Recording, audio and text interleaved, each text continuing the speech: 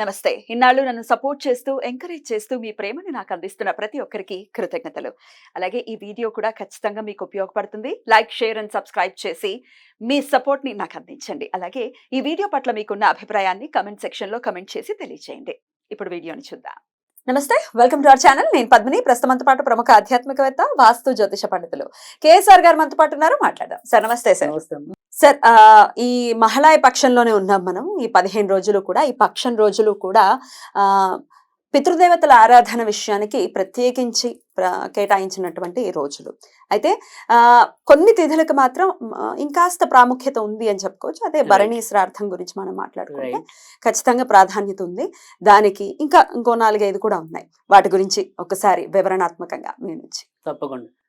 ఈ భరణీ శ్రాద్ధం అనేది కానీ, లేదా మామూలుగా ఈ పితృపక్షంలో కానీ, కొన్నిటికంటే ముఖ్యంగా భరణీ మహాలయ అనేది కానీ, మహాలయ భరణి అని కానీ, ఈ భరణీ నక్షత్రంలో ఉండే శ్రాద్ధం ఏదైనప్పటికీ కూడా అది అమిత సత్ఫలితాలను ఇస్తుందని చెప్పి, మన యొక్క గతించిన పెద్దలకి ఉత్తమ సద్గతుల్ని ప్రాప్తింపజేస్తుందని చెప్పి కూడా మన యొక్క సంప్రదాయం. ఎందుకు భరణి నక్షత్రానికి అంత ప్రాముఖ్యత? భరణీ నక్షత్రం అనేప్పటికీ ఏంటంటే అది దగ్ధ నక్షత్రం, అంటే అగ్నికి సంబంధించిన నక్షత్రం. అది ఇప్పుడు మనకి మేష రాశి అంటేనే దానికి అది అగ్ని స్వభావం కలిగిన రాశి కదా.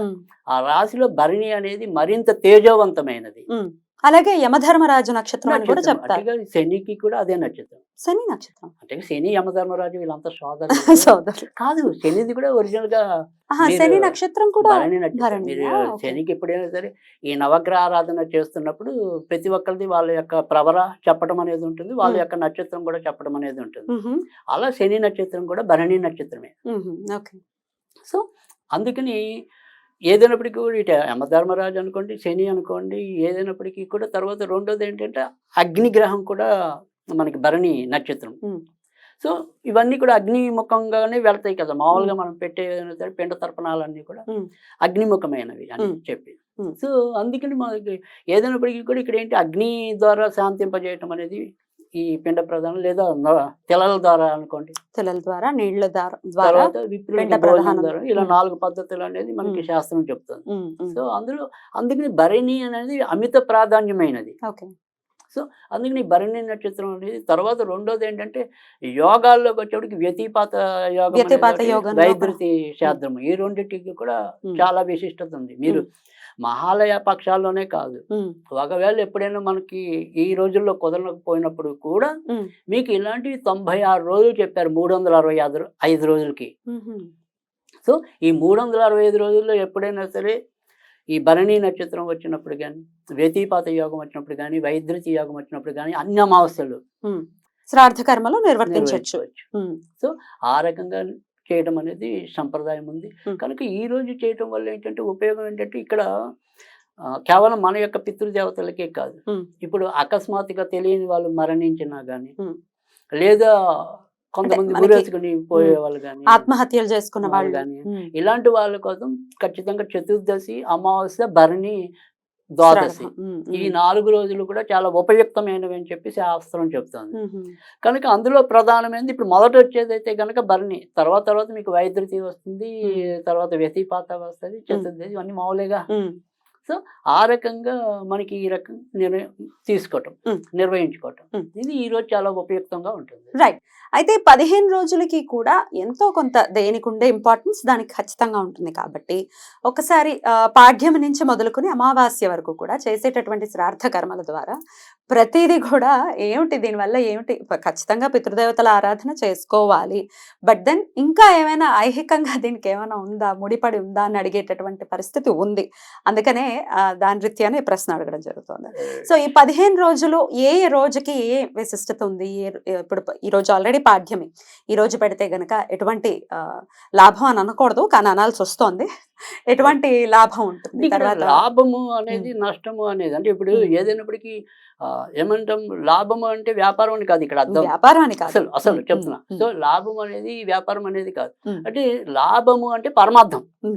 సో మీరు ఇంకో భాషలో దాని లాభం అన్నాం అంతవరకే. సరే, అయితే ఇప్పటి నుంచి నేను అలాగే అడగాలి, ఏమిటి పరమార్థం, మాకేమిటి ఉపయోగం అంటే ఇప్పుడు ఏదైనప్పటికీ ఇక్కడ మనకి ఉపయోగం సంగతి పక్కన పెడితే పెద్దవాళ్ళకి ఉపయోగం, అంటే అవును. గతించిన వాళ్ళకి ఉపయోగం, అవును. ఇటు మనకి ఉపయోగం.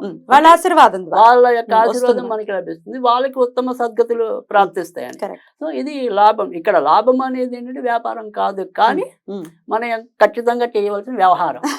బాగుంది, చాలా బాగా సో చెప్పారు. అది. మరి చెప్పండి, పాడ్యమి నాడు శ్రాద్ధ కర్మలు కనుక ఒకవేళ మనం నిర్వర్తిస్తే వచ్చేటటువంటి దాని పరమార్థం ఏమిటి? అంటే ఇక్కడ ఈ 15 రోజులు అనుకోండి, ఈ 15 రోజులకి కూడా ఒక్కొక్క రోజుకి ఒక్కొక్క ఐహిక సుఖాన్ని మన యొక్క హిందూ ధర్మం తెలపడం అనేది చేసింది.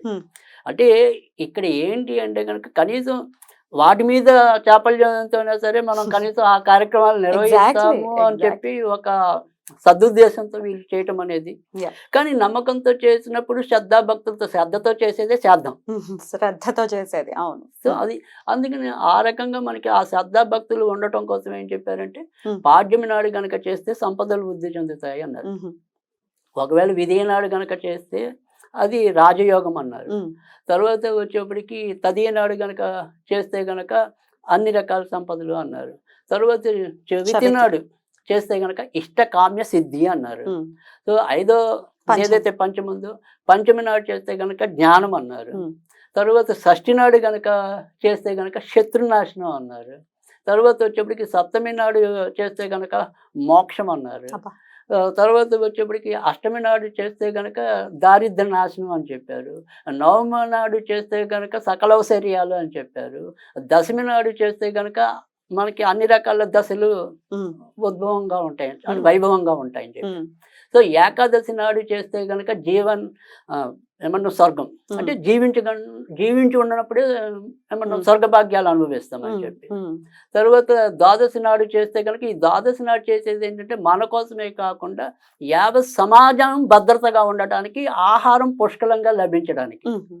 సో అందుకని ద్వాదశి, అందుకే మనం ఇందాక చెప్పుకున్న దాంట్లో కూడా, మొదట చెప్పుకున్న దాంట్లో కూడా ద్వాదశి, చతుర్దశి, అమావాస్య ఇవన్నీ కూడా మనం చాలా విశిష్టమని చెప్పాము ఈ పితృపక్షాలు. అందుకని ఈ ద్వాదశి నాడుని మనం నిర్వహించే కర్మ ఏంటంటే మన పెద్దవాళ్ళ కోసమే కాకుండా సమాజం కోసం కూడా. సో త్రయోదశి నాడు కనుక చేస్తే కనుక అన్ని రకాల కష్టాలు కూడా దూరం అవుతాయని చెప్పి, చతుర్దశి నాడు చేస్తే కనుక మొత్తం శాంతి నెలకొనటం అనేది ఒకటి. అదే అమావాస్య నాడు అయితే ఇది కాదు అది కాదు అన్ని తీరుతాయి. ఇవన్నీ కూడా ఒక మహాలయ అమావాస్య నాడు చేస్తే వస్తుంది అనేది కూడా అంటూ ఉంటారు. అలా ఈ 15 రోజులకు కూడా ఇలా 15 రకాల చక్కటి ఐహిక సుఖాలని మనకి అందించింది హిందూ ధర్మం అనేది. సో ఆ రకంగా మనం ప్రతి ఒక్కరికి కూడా చెయ్యాలి. తర్వాత రెండోది ఏంటంటే, ఒకవేళ ఏ కారణాల చేతైనా వీటిని నిర్వహించకపోతే గనక మీకు ఈ పితృదేవత స్తోత్రం అని ఉంటుంది. అది చదువుకోవచ్చండి? అది చదువుకుని అంటే 15 రోజులు చదవమంటారా లేకపోతే ఎలా? ప్రతిరోజు కూడా చదువుకుంటే మీకు చాలా మంచిది. సో ఈ 15 రోజులు కూడా ఈ పితృదేవత స్తోత్రాన్ని పఠించి మనం ఏదైనా సరే, ఇది పెయిన్ ఏంటంటే ఇక్కడ 4 దేవతల్ని ముఖ్యంగా చెప్పటం అనేది చేశారు. సో మాలయ పక్షానికి దేవుడు ఎవడు అంటే కనుక విష్ణుమూర్తిగా చెప్పటం అనేది. తర్వాత రెండోది వచ్చేప్పటికి ఏంటంటే విశ్వదేవుళ్ళు అని, అంటే విశ్వదేవతలు అని చెప్పడం అనేది ఒకటి. తర్వాత మూడోది వచ్చేప్పటికి ఏంటంటే మన యొక్క ఋషులు వాళ్ళని చెప్పడం అనేది. సో నాలుగోది వచ్చేప్పటికి ఏంటంటే మన యొక్క తర్వాత ఉండే ఆగామి భవిష్యత్తు, అంటే తర్వాత భవిష్యత్తుకి సంబంధించిన ఎవరైతే ప్రవరులు ఉంటారో, దేవతలు ఉంటారో వాళ్ళు సుఖించడానికి అని చెప్పి. అందుకని ఈ నలుగురిని సంతృప్తి పరచడానికి కూడా ఇవి జరుగుతాయి. కనుక ఇక్కడ మనం ఏదైతే ఇందాక చెప్పిన ఈ దేవతా స్తోత్రం అనేది రోజుకి ఒకసారి చెప్తారండి. అది పెద్దగా ఉంటుంది, పెద్దది ఉంటుంది. మరి ఎలా ఎక్కడైనా దొరుకుతుందా? నేను చెప్తాను.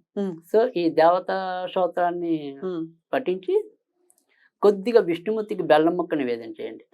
చేస్తే తప్పకుండా మనకి ఆ పెద్దలకు పెట్టిన పుణ్యం అయితే తప్పగా లభించడం అనేది అయితే ఉంటుంది. ఆ రకంగా చేస్తే మీకు తప్పకుండా మంచి జరుగుతుంది.